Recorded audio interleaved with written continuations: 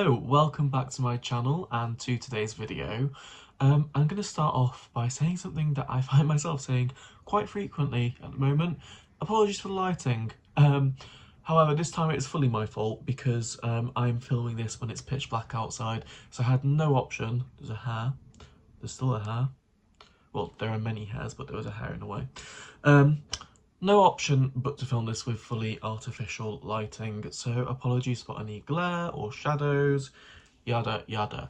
But I wanted to film a video about how I'm getting on with eBay because I felt like I haven't updated you recently, and that is because there's not been a whole lot to say, but I am very pleasantly surprised, which is why I'm filming this. So there's not been a whole lot to say because I've not been doing much. I have been really busy recently with uni. It is deadline season. I've had some very late nights getting uni work done. As you will know, if you've watched me for any period of time, I do work 3 days a week at an architecture practice, and I do try to have an active social life. So for all those reasons, eBay has just kind of gone out of the window. But sales haven't necessarily followed the same suit, and that is what I'm really impressed by. And I don't know why it is, but it's made me feel more comfortable in terms of there are so many people on this platform and on Instagram who push, you know, like the list more, you'll get more sales. If it's not listed, you can't make money from it. That makes sense. Obviously, if something is not listed, you can't make money from it. Obviously, if you are listing more, it is quite likely that you are going to sell more. However, what it also creates by spreading this message is the fear that if you're not listing, you're not going to sell. And I know that some people don't necessarily say that, but I think quite often that is the way that things can be interpreted, or even if it's subconsciously. And this is what I've realised in myself, at least. I can only speak of my own experiences. But in recent months, the last sort of couple of months, I have barely listed anything. Honestly, I think I've listed 2 items in the last 3 weeks, and before that I was maybe listing 1 item a week max. So yeah, it's been really minimal effort from my part, because I've just not had the headspace for it. I've still obviously been I've still obviously been dealing with sales, so you know, like dispatching things on time, that's all fine, because that, you know, takes, for me, minimal energy. Like, is even though it might be equally as time consuming to pick, pack and post as it is to list, I find listing far more brain power consuming than picking, packing and posting.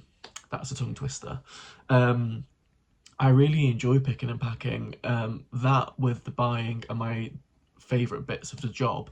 The listing, however, is not, unless I get into a mindset. I think it all depends on mind space, brain power.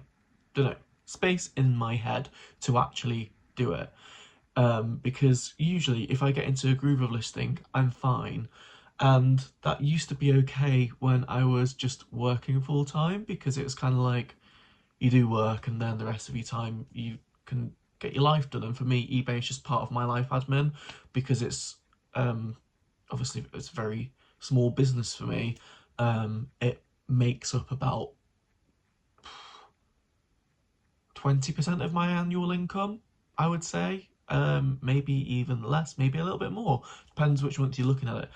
But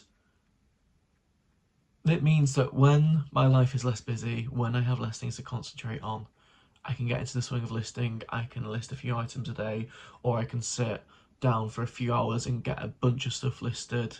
I used to list and schedule ahead, and I think I've spoken about this before, but what I actually realised was that scheduling ahead wasn't doing me any favours.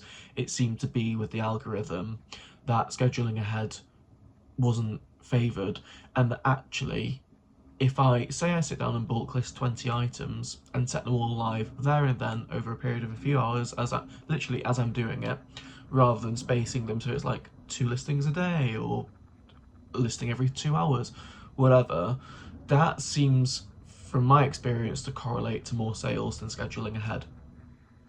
So yeah, when I have the brain space to do that, that works for me. But I've not had the brain space. I've not been listing, and yet I've still had decent-ish sales for me. And decent-ish sales for me is usually getting at least a sale a day. At peak, when I've been really on my game, obviously that's getting a couple a day.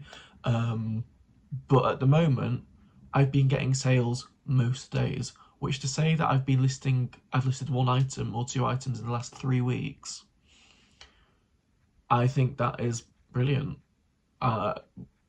Literal, the most minimal amount of effort for a decent amount of gain. Like, so doing 2 listings in the last 3 weeks, that's maybe 15 minutes of work in 3 weeks. 3 weeks, not 2 weeks. 15 minutes work in 3 weeks for anything up to a couple of £100 a week in return. I'll take that. Obviously, when you actually look at the full picture of sourcing and photographing and whatnot, it's more than those 15 minutes. But at the stage I'm at, where the stock is bought and processed and just needs listing, that's the mindset that I'm thinking of it in. So yeah, really, really happy with that, and it's kind of proven everything I thought to be wrong, because I always used to think schedule ahead, eBay likes consistency, and that will get you more money.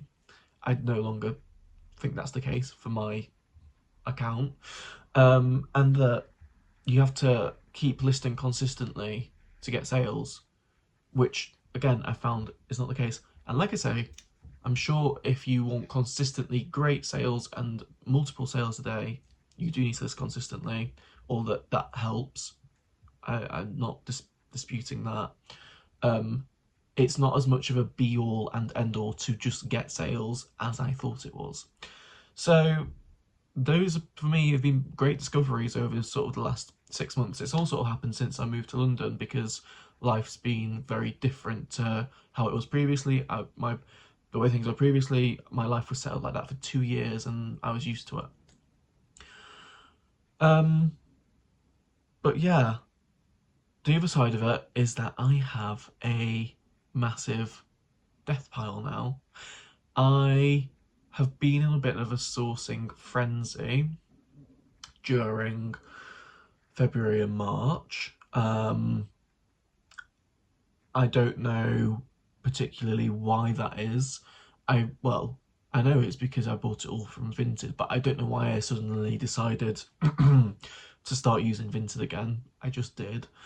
Maybe it's because my finances are a bit more under control now, and I felt like I had that little bit of wiggle room to do it, whereas before I was very much living paycheck to paycheck, as I've settled into this new life with very different expenses to what I had before I lived in London, and on a different income to what I had before I lived in London, and my income coming in at different times before I lived at London, because I get my student finance payment every term. My new job pays me every 2 weeks rather than every month, but my direct debits are pretty much the same. However, on top of that, I also have this rent payment for where I'm living now. And I'm also now getting monthly income from my rental property. So it means that I've got money coming in at very different times. I've got monthly income from the house, I've got income from student finance coming in every 3 months, and I've got work paying me every 2 weeks. And trying to correlate that with monthly direct debits is not the easiest. So sorry, that was a really long way of saying that it's taken me a while to get my finances in order and get used to how things run. So I think that is potentially why I felt more able to source. And why Vinted, if I'm literally thinking about this now on the spot, is probably because my, what's the word? My outreach, my accessibility to reasonably priced charity shops is far reduced from what it was when I was living at home. So when I was living at home, I was going into my local town very regularly. There's probably about 10 charity shops there, all at half decent prices. It is a Yorkshire market town, but not one of the higher end ones like Wetherby or Malton. So prices were more affordable. Here, I found a corker of a charity shop on the high street where I live. It's the only charity shop in the area that I live, and it is very reasonably priced. But there's only limited stuff there. You know, like every time I go in, I might be able to get 5 items, but I've been going in once every couple of weeks. So my sourcing around here is limited. I know I could travel further afield. I don't have time. Simply don't have time. And also, there are so many parts of London where we all know charity shops are extortionate. When my friends came down from York in December, we went to the charity shops on Marylebone High Street, and they were extortionate, as you would expect. Hundreds of pounds for items, and yes, they were designer items, but there was no profit margin in that. It's also like where I go to uni, which is in Dalston, which is part of Hackney, or the borough of Hackney. The charity shops around there are all full of, what's the word? Gentrified clothing, because it's it's Hackney, you know, it's just area that has been gentrified. It's been up and coming for so long, and now it's like the it place to be. So it's full of all the it people, and the people that work in charity shops know what they're getting. So again, trying to find places around me in London to source, very difficult. So I think that's why I've ended up sourcing a lot from Vinted, and because you order it and then it takes like maybe a week for it to come, you don't visualize necessarily what quantity that's actually going to be in person until it arrives. Whereas, you know, when you've been around a charity shop, you know you've got a few bags, like, right, that'll do me for now. Whereas ordering on Vintage, like, I'll have that, I'll have that, I'll have that, and then it all turns up and it's like, oh, okay, now I need to slow down. So yeah, I don't need to be sourcing for a good while. I have a big sliding wardrobe over there that you will have probably seen in other videos, and it has got 2 bags for life and 2 of those big blue bags that I use for storing stock, which you might not have a clue what I'm talking about, but I got them from IKEA. I have shown them on here before, and I think they're 80 by 60 by 35 centimetres, so they're big. And on top of that, there's another 2 in my car boot. So yeah, and I've still got a couple more orders to come, and you will have seen previously to this some Vinted hauls of some of the stuff that I've bought. So and also the Thrift Plus stuff that was previously on my channel. I've not processed any of that yet, so that means that I need to stop buying, and once my deadlines are out of the way over the next month or so, I need to start prioritising getting stuff photographed, so that I've got a big backlog of photos that I can list from, because I list, you know, as and when, as we've discussed earlier in this video, but I can't do that if I've not got the photos to do it. So what I tend to do is I'll have a big photographing session. It might be, you know, like a good 4 or 6 hours, and I'll get, I don't know, 50, 70 items photographed, depends what the items are. And then yeah, I've got a good bank to go at. But yes, I think that's it really. I've sold one thing on Vinted in the last 2 months, which I sold yesterday. So you can tell how that's going, but I've not been using Zipsale. I cancelled my Zipsale subscription after it went up. I did a whole video about that, didn't I? So it means I only get 30 items a month, and to be honest, again, with Headspace, I've just not been cross-listing. So that means that my Vinted is dead, and you know, it's fine because what I've been getting from eBay is enough. Depop, Zilch, and Etsy, I no longer have any items on. Vestiaire, I haven't sold anything on there since I sold my Mulberry bags. So that's all my selling platforms for you. That's an update. But yeah, let me know how your eBay is going. What's your situation? I'm not sure how many people on here are part-time or full-time.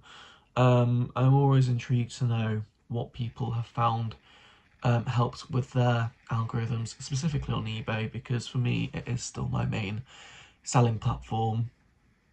A couple of questions for you as well, if you can let me know in the comment section. Number one is audio on my videos. Years ago, I had a couple of comments about my mic volume being too low, and I've not had anything since, so I'm assuming that the noise, the sound quality and volume is okay, but please do let me know if that is not the case, because it's something that I constantly think about when I'm editing. And the other thing is, I don't know if you've noticed in recent videos, but I've changed up my thumbnail videos, my thumbnails on my videos, in the hope that they're clearer. I think looking at my previous thumbnails, I was never quite happy with them because it didn't feel like they were that readable. Often I felt like the text didn't stand out enough. So I've tried to make my backgrounds more stronger and block colours to get the text to stand out, so that when you see the thumbnail you can quickly ascertain what the video is about, rather than, you know, taking it a bit longer to process, because we all know our minds wander very quickly in today's world. Our attention spans are not once what they were, and obviously a better thumbnail is going to grab more people's attention. So yeah, a bit of feedback around those areas would be great, if it's anything, if there is anything that you've noticed. If there's not, fair enough. But yeah, that is all I have to tell you for today. So thank you very much for watching, and I'll see you all again soon with my next upload.